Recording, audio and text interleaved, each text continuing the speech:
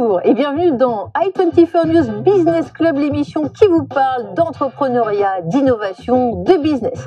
Alors que la possession d'un véhicule personnel était jusqu'ici la norme, les habitudes se transforment. Les jeunes générations ont tendance à considérer la voiture davantage comme un service que comme un bien à posséder. On en parle avec les fondateurs de la start-up Not Only Mine.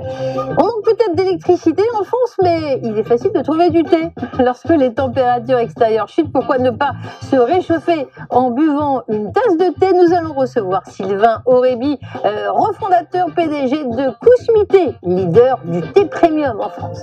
Et puis la probabilité d'une récession aux États-Unis l'année prochaine est estimée par de nombreux économistes à 30%.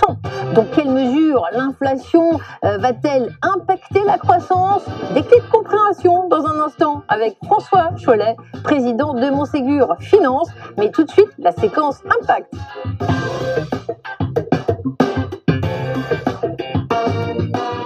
Oscar Bourgeois, Raphaël Toledano, bonjour. Vous êtes ingénieur civil des mines de Paris et vous avez créé une start-up ensemble, Not Only Mine. Alors, votre idée a séduit, puisque vous avez remporté le prix J'aime ta start-up. Vous avez gagné 20 000 €. Alors, expliquez-nous, parce que le contexte, quand même, on connaît Blablacar, un succès phénoménal, le covoiturage, il remporte un franc succès. Mais vous dites, il faut plutôt regarder du côté de l'autopartage. Je précise que l'autosolisme, c'est quand il y a une seule personne dans une voiture. Ça fait mal. Il paraît qu'à Paris, la moyenne, c'est 1,1 personnes. C'est ça la statistique par voiture. Ça fait pas beaucoup. Tout à fait. Alors, effectivement, quelle est la mission, la vocation de Not Only Mine? Not Only Mine, en fait, ça part d'un constat qui est simple. C'est qu'aujourd'hui, en France, on a 38 millions de voitures immatriculées, alors que chacune d'entre elles est immobilisée plus de 95% de son temps. Ce paradoxe, en fait, il a un immense coût à la fois environnemental, mais aussi économique pour chacun d'entre nous, dans le contexte qu'on connaît d'inflation. Et c'est ce paradoxe-là qui nous a poussé, nous, à monter Not Only Mine, qui est la première app mobile qui permet à chacun soit de prêter sa voiture, soit d'emprunter celle de ses proches de manière super simple et sécurisée. C'est important de noter que par proche, on entend vraiment au sens large la famille, les amis, mais aussi et surtout les voisins. Mais super simple, comment ça marche? On imagine, Raphaël, si vous pouvez nous expliquer, il faut s'y prendre une semaine à l'avance pour prévenir son voisin?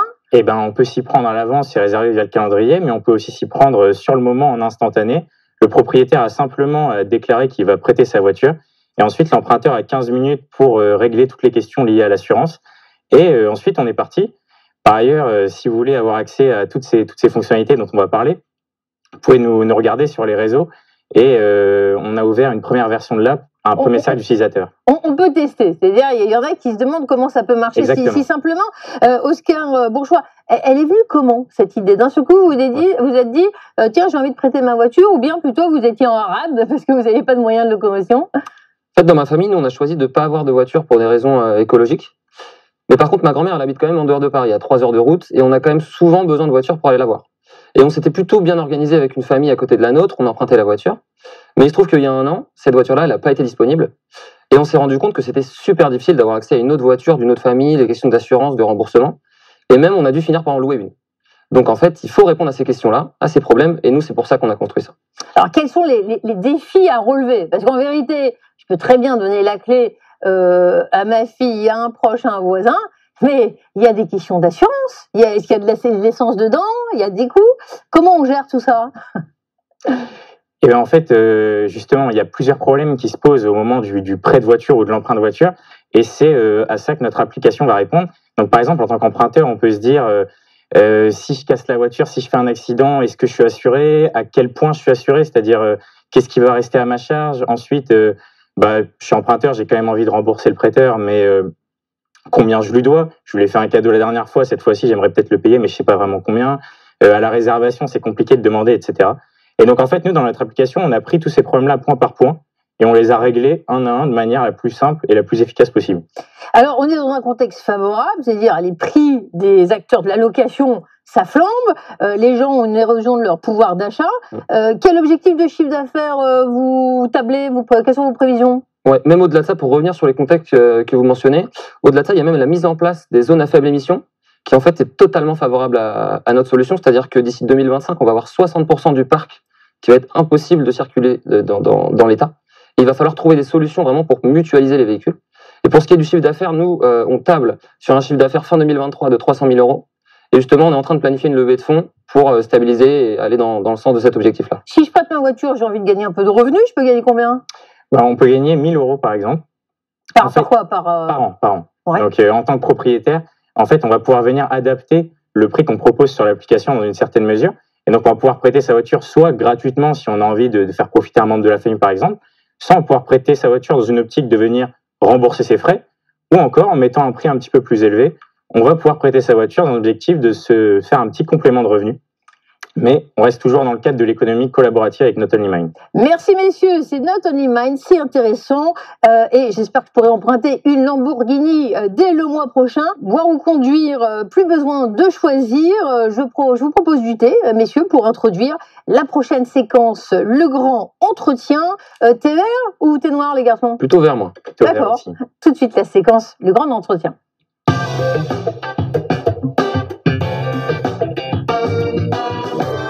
Avec plus de 3000 sortes, le thé est l'une des boissons les plus bues dans le monde.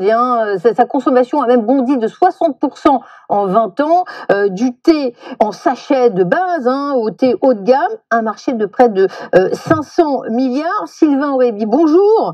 Vous êtes le président et refondateur de Kousmi-Thé, marque du groupe Orientis, marque de thé premium. Alors, vous avez commencé dans le café, je me suis laissé dire. Et en 2003, lorsque vous avez racheté l'entreprise en faillite, créée par le russe Kousmichov, c'était une TPE artisanale de 10 personnes. Quel parcours!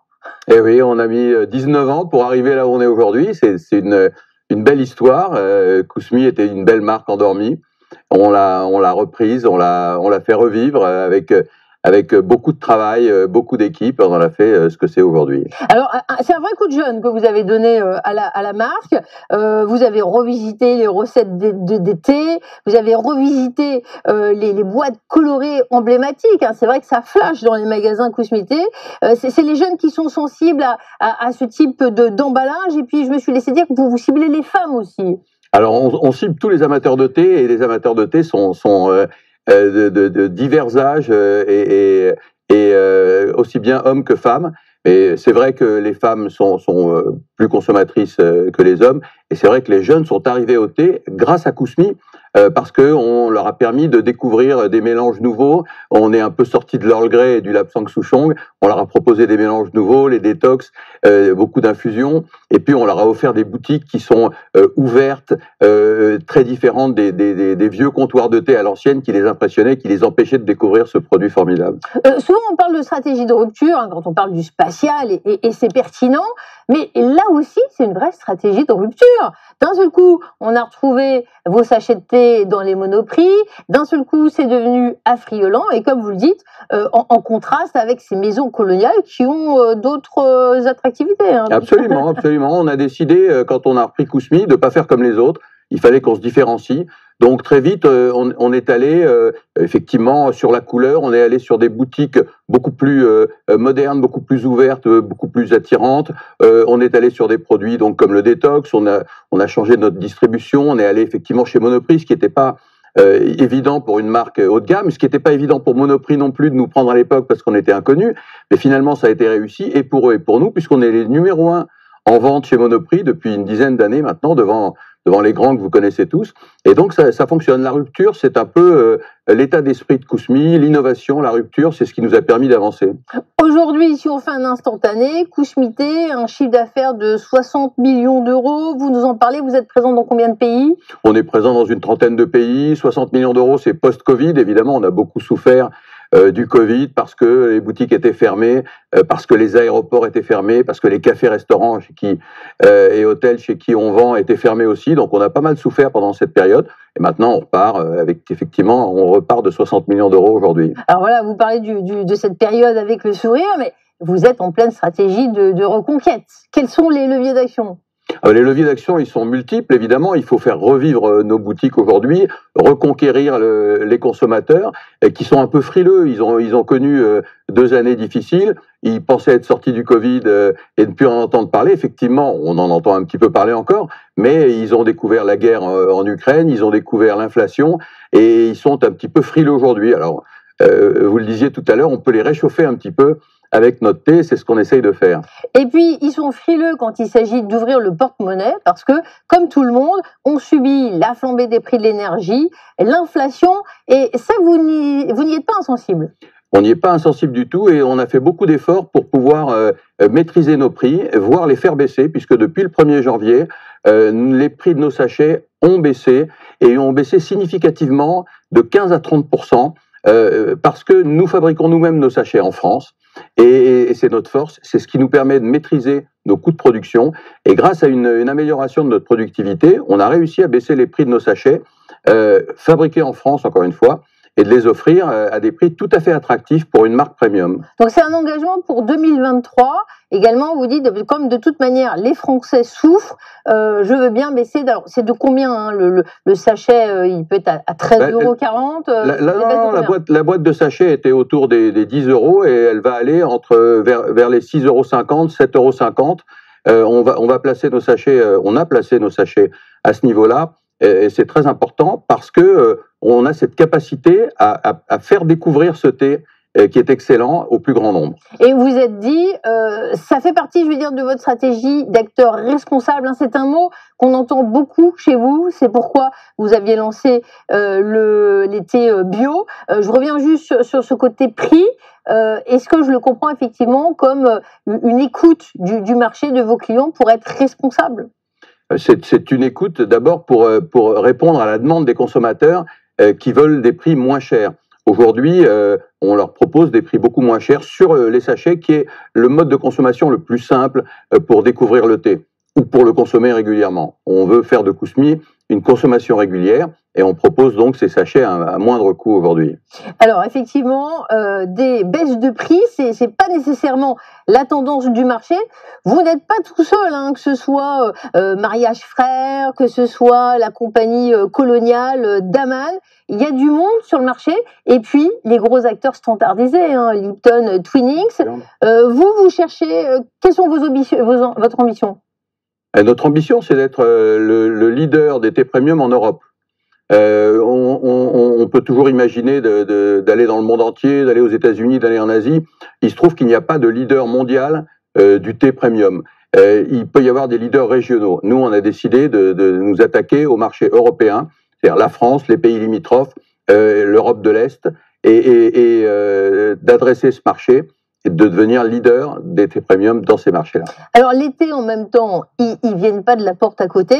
On est sur la chaîne internationale du groupe. Faites-nous rêver. On a les arômes, les plantes. Ça vient du Sri Lanka, de Chine. Quels sont vos produits ? Bien sûr. Eh bien, l'été pousse en Chine, en Inde, au Sri Lanka. Le maté, on l'achète en Amérique du Sud. Le rooibos, on l'achète en Afrique du Sud, et évidemment, vous l'avez dit, il y a des arômes dans ces thés, et ces arômes, ils viennent d'un peu partout, ils viennent d'Asie, mais ils viennent aussi d'Italie, de Sicile et de Calabre. On achète nos bergamotes en Calabre, auprès d'une entreprise formidable qui s'appelle Simone Gatto, qui est une vieille famille installée en Calabre. On achète tous nos agrumes en Sicile également, on achète les parfums de fleurs à Grasse, auprès des grands... que vous pouvez connaître dans la parfumerie, qui font aussi pour l'alimentaire. Voilà, on voyage beaucoup avec le thé. Quand on parle effectivement d'origine, d'un seul coup, on se rend compte que Kousmi Thé est installé au Havre. Je ne savais pas qu'on plantait du thé au Havre, je crois que c'est pas tout à fait ça. Vous nous racontez cette histoire parce que, je le disais, vous venez du café. Hein, vous étiez oui, on vient du monde du café. On était gringo, nous, pour ceux qui connaissent la vieille pub Jacques Vabre, nous étions gringo. Nous allions chercher les cafés sur les hauts plateaux, les cacaos également. Et nous étions installés au Havre parce que c'était la ville qui, historiquement, était la ville d'importation, le port d'importation du café, même si ça a un peu changé aujourd'hui. On était donc installé dans la zone portuaire du Havre, et quand on a racheté Kousmi, bien on l'a installé là-bas parce que c'était le plus simple pour nous. Et donc Kousmi Tea est une marque havraise aujourd'hui, installée au Havre. On fabrique au Havre, on reçoit, on conditionne, on aromatise, on mélange nos thés. Au Havre, et on a à peu près 200 personnes là-bas qui font ce travail, entre autres. Quand on entend les discours sur la relocalisation en France de l'industrie, des emplois, c'est votre philosophie aussi? C'est ce qu'on a fait. On a rapatrié d'abord la fabrication de nos boîtes qui étaient fabriquées en Chine jusqu'en 2012. On les a fabriquées maintenant en France. Et puis on a relocalisé la fabrication de nos sachets qui étaient faits au Maroc, qu'on a ramené en France en 2018. Et grâce à cette relocalisation en France, on a pu déjà baisser les prix de 15% en 2018-2019 parce qu'on maîtrise notre production. Alors, je le disais, vous parlez d'un thé bio. Hélas, il y a un tel discours, peut-être heureusement, sur le bio, quelles que soient les industries, ça fait une vraie cacophonie. Hein. Qu'est-ce que c'est du vrai thé bio? Pour vous, c'est pas juste un label pour faire joli sur le sachet? Pas du tout. C'est le bio en général, on y arrivera tous. Évidemment, il faut des thés qui sont qui poussent naturellement. Il faut des thés. Notre baseline, comme on dit en bon français, c'est Kousmiti, quoi de plus naturel. Il fallait que tout soit naturel, tout soit bio. On a engagé ce processus il y a 4 ans maintenant avec le WWF. On y est arrivé en 2020-2021. Aujourd'hui, tous nos thés sont bio. C'est très important de proposer aux consommateurs un thé bio au bon prix, parce que c'est aussi le problème aujourd'hui. Le bio est assez cher et on arrive, nous, à le proposer à des prix très raisonnables. Faire du bio, ça suffit pas quand on veut faire une vraie politique de développement responsable. Je crois qu'il y a d'autres étapes que vous avez envie de franchir. On franchit actuellement ces étapes. On a réduit énormément l'utilisation des plastiques, l'utilisation des emballages. Évidemment, le thé se vend beaucoup en vrac depuis très longtemps. Donc, on engage les clients à revenir chez nous avec leur boîte pour la remplir, pour éviter le trop d'emballage. Vous serez certifié bientôt? Alors, on est en cours de certification B Corp, qui est un label international, un label américain qui est très intéressant et qui englobe évidemment la partie bio, mais toute la partie RSE et toutes les bonnes pratiques qu'on peut faire dans l'administration d'une entreprise. Alors, beaucoup de bruit également sur le thé matcha. Il y a des modes comme ça. C'est quoi la mode pour 2023 hein? Alors, il n'y a pas de mode, il n'y a pas de tendance de couleur comme dans la mode. Le matcha a toujours été à la mode. C'est un thé japonais excellent qui est une espèce de poudre. Il est moulu entre 2 grosses pierres. C'est un thé qui est excellent, qui est très bon pour la santé, qu'on vend évidemment chez Kousmi. C'est un thé japonais très particulier. Beaucoup de couleurs hein, quand on voit vos boîtes de thé. Vous aviez fait sensation il y a quelques années avec ces vidéos, la beauté des mélanges. On voyait aussi bien des asiatiques, des noirs, des blancs danser autour de votre thématique du thé.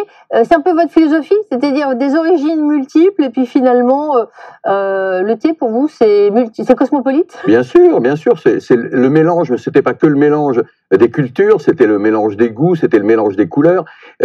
Kousmiti, c'est vraiment ce melting pot sur lequel on insistait beaucoup. Et aujourd'hui, c'est un mélange de choses totalement naturelles, puisque 100% de nos ingrédients sont naturels aujourd'hui, ce qui n'est pas le cas de la plupart des maisons de thé dans le monde. Le risque principal, c'est quoi aujourd'hui? Est-ce que tout ce qui est luxe, superflu, vous avez peur que les gens achètent un petit peu moins dans ce contexte difficile? J'ai peur que les gens n'achètent pas de superflu, mais le thé, c'est pas superflu. Le thé, c'est essentiel. Les gens en boivent tous les matins, tous les après-midi, depuis des milliers et des milliers d'années. Ils vont pas s'arrêter.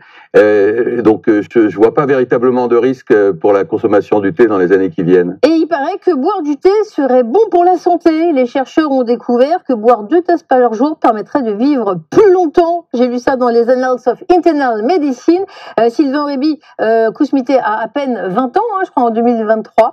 Et donc, je vous souhaite encore 20 très bonnes années à venir, puisque l'espérance de vie, apparemment, s'améliore et augmente grâce au thé. Je vous propose une petite tasse de thé et on passe tout de suite à un autre invité pour la séquence bourse. Mais attention, mon invité préfère la bière au thé. On va essayer de comprendre pourquoi.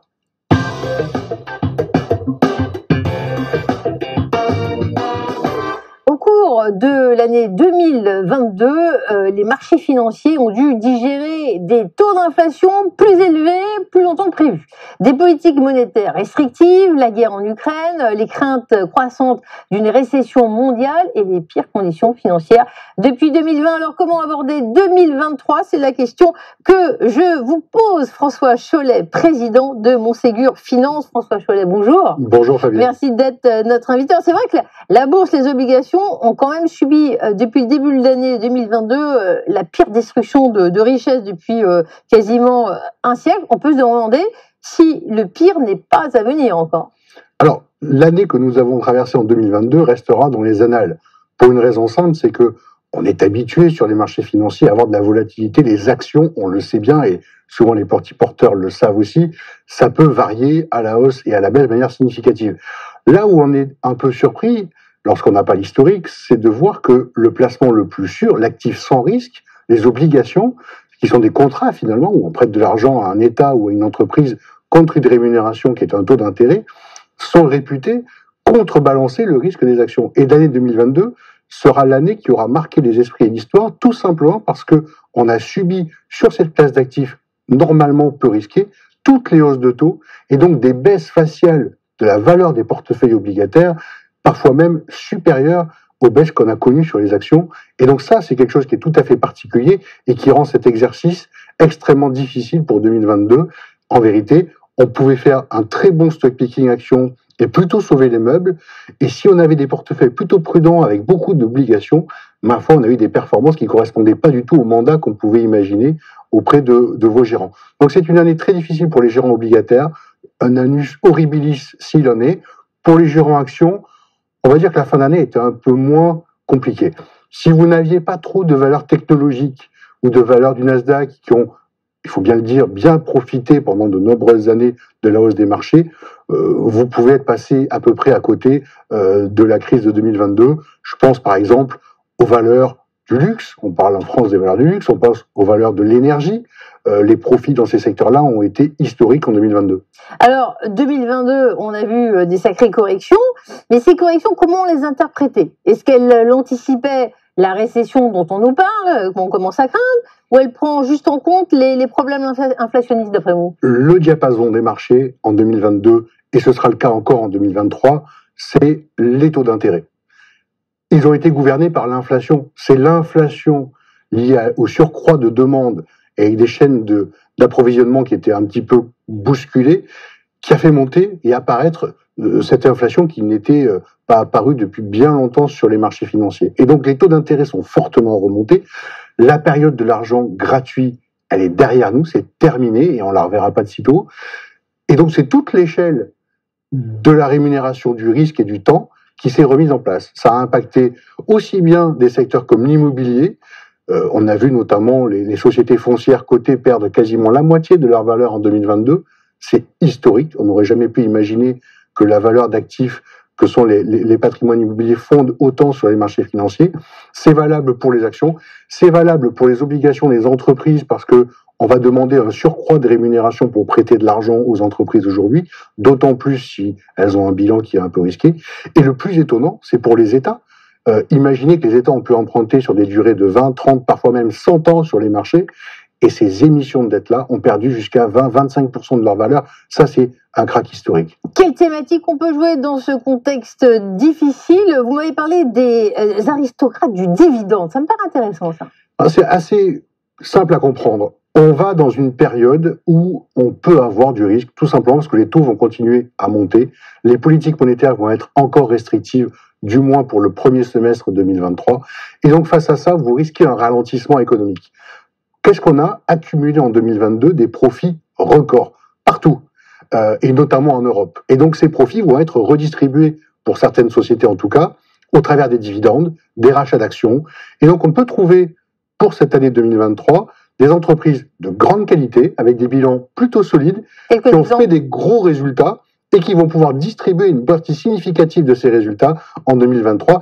Il ne faut pas se tromper, ça représente des rendements autour de 5-6% sans trop de difficultés. Aux États-Unis, c'est Coca-Cola, McDo. En France, vous pensez à quelle société? Alors, on a des sociétés qui sont dans des métiers un peu matures, mais l'énergie, par exemple, ça fait partie. Vous pouvez prendre des Total, vous pouvez prendre des Eni en Italie, donc les pétrolières, exactement. Vous pouvez prendre également des secteurs comme le secteur financier. Les profits ont été accumulés pendant plusieurs années et on a eu une période où il n'avait pas la possibilité de reprendre les versements de dividendes. Malgré un contexte économique un peu ralenti, les bilans des banques et les bilans des assureurs sont plutôt solides et les distributions devraient être généreuses en 2023. Et puis vous avez des secteurs qui, historiquement, on appelle les dividendes aristocrates, donc c'est des entreprises qui simplement ont de la grande qualité dans leurs résultats, beaucoup de visibilité, et qui se permettent de rémunérer et de fidéliser leurs actionnaires en distribuant chaque année des dividendes relativement confortables. Je ne sais pas si ça en fait partie. Vous aimez bien le groupe brassicole belgo-brésilien. Vous nous en parlez de AB InBev? Alors, AB InBev, c'est un brasseur, c'est un des plus grands brasseurs, dans des métiers pareils, à forte visibilité, assez peu cyclique en vérité. Le groupe a été restructuré, il avait beaucoup de dettes. Aujourd'hui, ça fait partie des valeurs qui sont raisonnablement valorisées. On n'est pas dans des valeurs de type technologique avec des multiples très élevés. Et vous avez cette capacité à verser des dividendes qui a été réinstaurée. Donc, c'est des valeurs qu'on aime bien avoir en portefeuille dans les contextes d'économie un peu chahutée. Oui, il me semble bien que vous aimiez bien la bière un petit peu plus que le thé. Et oui, Kousmi-Thé n'est pas coté. Il y a pas mal de valeurs européennes de petite taille qui ont été ignorées. On peut revenir dessus. Hein. Alors, dans des séquences de marché difficiles, lorsque vous avez la liquidité qui se retire un peu des marchés ou lorsque vous avez de la volatilité, il y a une classe d'actifs qui est abandonnée des investisseurs, ce sont les entreprises de taille moyenne. On souhaite à Kousmi-Thé d'intégrer ce segment très prochainement, mais clairement, les entreprises qui capitalisent un peu moins d'1 milliard d'euros sur les marchés financiers sont de moins en moins suivies dans ces périodes-là. Les investisseurs préfèrent la liquidité, et donc on a eu un repli très marqué de cette classe d'actifs en 2022. On pourrait avoir un sursaut en 2023. En tout cas, nous, on y compte bien. Ça fait partie des thématiques qu'on vient d'initier chez Montségur Finance, puisqu'on a un fonds de valeur moyenne. On a fait une petite acquisition d'une structure de gestion qui était dédiée à cette classe d'actifs-là, et on y croit beaucoup pour 2023. Merci François Chollet de nous avoir accordé l'une de vos premières prises de parole comme président de Montségur Finance. 1 milliard sous gestion. Tout de même, on le comprend, beaucoup de scénarios sont possibles pour 2023. Ce qui est sûr, c'est que la bourse promet d'être volatile cette année et que des événements majeurs peuvent se produire et faire déraper même les prévisions de fortes convictions. C'est la fin de cette émission, c'est le moment de prendre quand même une petite tasse de thé. Je ne sais pas si c'est votre tasse de thé. Avec plaisir. Mais il est très bon. Merci à tous ceux qui ont travaillé sur cette émission. Mélanie pour la production, Bertrand Séguier, la régie. Merci à tous et merci à nos invités.